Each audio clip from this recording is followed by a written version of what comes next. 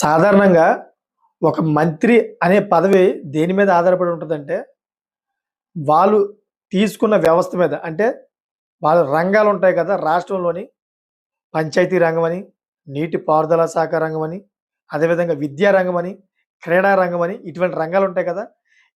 ఇటువంటి రంగాల మీద తీసుకునే దాని మీద వాళ్ళు బాధ్యతని వహించాలి. ఒకవేళ వాళ్ళు విద్యారంగం మంత్రి అయ్యుంటే గనక విద్య మీద వాళ్ళు బాధ్యత వహిస్తూ దానికి న్యాయం చేయాలి. లేదా నీటిపారుదల శాఖ లేదా పంచాయతీరాజ్ శాఖ సంబంధించిన రంగాలైతే దాని మీద వాళ్ళు బాధ్యత వహిస్తూ దాని మీద న్యాయం చేయాలి. సో, ఇదంతా ఎందుకు చెప్తున్నానంటే, ఒక మంత్రి రాజీనామా చేశాడు. ఆ మంత్రి వర్గానికి ఆయన న్యాయం చేయలేక. దాని మీద వచ్చిన విపరీతమైన విమర్శల వల్ల ఆయన ఈరోజు రాజీనామా చేయవలసిన పరిస్థితి వచ్చి, ఆ రాజీనామా పత్రాన్ని సీఎంకి అందించారన్నమాట. సో, ఆయన ఎవరు అనే విషయాలు మనం ఈరోజు పూర్తిగా తెలుసుకుందాం. దయచేసి ఈ వీడియోని మీరు పూర్తిగా చూడండి. పూర్తిగా మీకు అర్థమవుతుంది. అదేవిధంగా చాలామంది సబ్స్క్రైబ్ చేసుకోవట్లేదు. దయచేసి సబ్స్క్రైబ్ చేసుకోండి. సబ్స్క్రైబ్ చేసుకొని ఈ వీడియోని ఇంకో 10 మందికి షేర్ చేసి ఈ ఇన్ఫర్మేషన్ 10 మందికి తెలియజేపరుస్తారని కోరుకుంటున్నాను. ఇంక లేట్ చేయకుండా ఆ మంత్రి ఎవరనే విషయాలు మనం పూర్తిగా తెలుసుకుందాం. సో, మనం చూసుకుంటే మన భారతదేశంలోని గోట్ ఇండియా టూర్ 2025లో భాగంగా శనివారం కోల్‌కతాలోని సాల్ట్ లేక్ స్టేడియానికి మెస్సీ వెళ్లారు. రీసెంట్‌లీగా మన తెలంగాణలోని రేవంత్ రెడ్డి గారితో కూడా ఆయన ఆడారు గ్రౌండ్‌లో.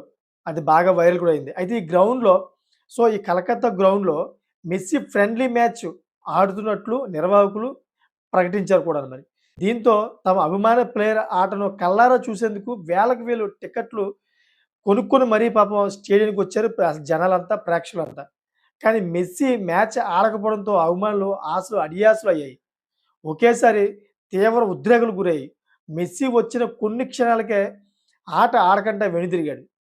దీని అంతటికి కారణం ఏంటంటే, మెస్సీ వచ్చినప్పుడు మన దేశంలో ఉన్నటువంటి ప్రముఖ రాజకీయ నాయకులు, అదేవిధంగా ప్రముఖ వ్యాపారస్తులు వీళ్ళందరూ కూడా మెస్సీ తోటి సెల్ఫీ తీసుకుందామని, మెస్సీతో మాట్లాడదామని వెళ్ళి ఆయన చుట్టూ గుమిగూడారు. గుమిగూడినప్పుడు సంథింగ్ ఎవరిదో పెన్ను మెస్సీకైతే భుజం మీద గుచ్చుకుంది. భుజం మీద గుచ్చుకున్నప్పుడు ఎమన్నే మెస్సీ యొక్క భద్రతా సిబ్బంది మెస్సీకి భద్రతా లోపం ఉందిక్కడ. మెస్సీ ఎక్కువ సమయం ఉండకూడదనే ఉద్దేశంలోకెళ్ళి వాళ్ళు గోట్ ఇండియా టూర్ ఏదైతే ఉందో దానికి ఇంటిమేషన్ ఇచ్చి మెస్సీని అక్కడి నుంచి అయితే తరలించి తీసుకెళ్ళిపోయారు. ఇది జరిగిన అసలు కారణం. దీంతోటి స్టేడియంలో ఉన్నటువంటి మొత్తం ప్రేక్షకులందరూ కూడా విపరీతమైన కోపం తెచ్చుకొని ఈ ఫుట్‌బాల్ ఫుట్‌బాల్ గేమింగ్ ఏదైతే ఉందో దాన్ని చూద్దామని చెప్పేసి కొన్ని వేల రూపాయలు ఖర్చు పెట్టి ఎక్కడి నుంచో దూరం నుంచి వచ్చి ఇక్కడ కొన్ని గంటల నుంచి వేచి చూస్తుంటే అర్ధాంతరంగా మీరు మ్యాచ్‌ని ఎందుకని రద్దు చేస్తారు? మెస్సీని మీరు ఎందుకు వెళ్ళనిచ్చారు? మెస్సీకి మీరు భద్రత కల్పించలేరని చెప్పేసి తీవ్రమైన కోపంతోటి మొత్తం కుర్చీలన్నీ కూడాను స్టేడియంలోకి ఇసిరారు. అక్కడ ఉన్నటువంటి అధికారులు, ప్రభుత్వ అధికారుల మీద కూడా ఇసిరేశారు. ఇసిరేయడంతోటి పెద్ద గందరగోళం అయింది ఇదంతా కూడాను. లాస్ట్‌కి ఈ క్రీడా మంత్రిత్వ ఎవరైతే ఉన్నారో ఈయన రాజీనామా చేసే పరిస్థితి అయితే ఏర్పడింది. పశ్చిమ బెంగాల్ యొక్క సీఎం మమతా బెనర్జీ ఆదేశాలతో అయితే ఈ క్రీడా మంత్రి అయితే రాజీనామా చేయవలసిన పరిస్థితి ఏర్పడిందన్నమాట. సో, మంత్రి అన్నవాడు ఎవరైనా గానీ తన యొక్క పదవి బాధ్యతలను ముందు మెరుగుపరుచుకోవాలి. అక్కడ ఉన్నటువంటి పరిస్థితులను చూసి భద్రతను పెంచుకోవాలి.